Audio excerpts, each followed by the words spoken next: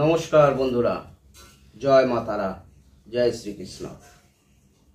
আজকে বলবো, আপনারা যদি ধার দেনায় জড়িয়ে পড়েন তার থেকে মুক্তি পাওয়ার একটা সহজ সরল টোটকা।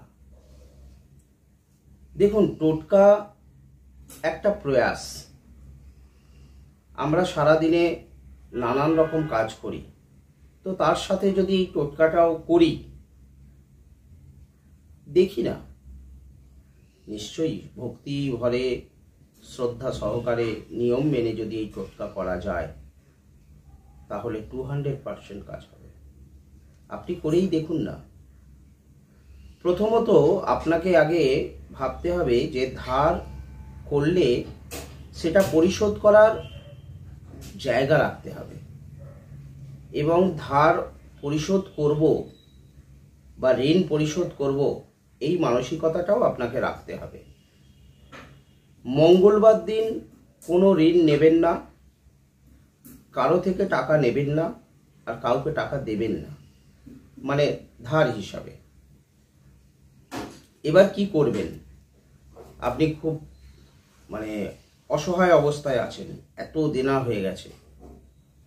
108টা 1 টাকার কয়েন নিন, একটা লাল কাপড়ের পুঁটলিতে বেঁধে সেটা ঠাকুরের আসনে রাখুন, এবং প্রত্যেক দিন স্নান করে ওইটাতে ধূপ দেখান এবং প্রার্থনা করুন। এবার যখন কাজে বেরোচ্ছেন ওখান থেকে একটা কয়েন বের করে রাস্তায় ভিখারিকে দিয়ে দিন।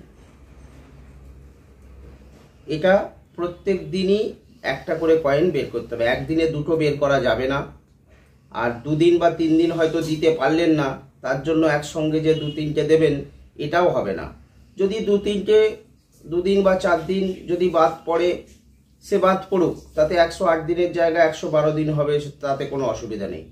কিন্তু এই যে 108 দিন বা 12 দিন এর মধ্যেই আপনি কিন্তু দেখবেন যে আস্তে আস্তে আপনার লোন পরিশোধের একটা জায়গা তৈরি হয়ে গেছে। আপনি করে দেখুন, সুফল পাবেন। নমস্কার।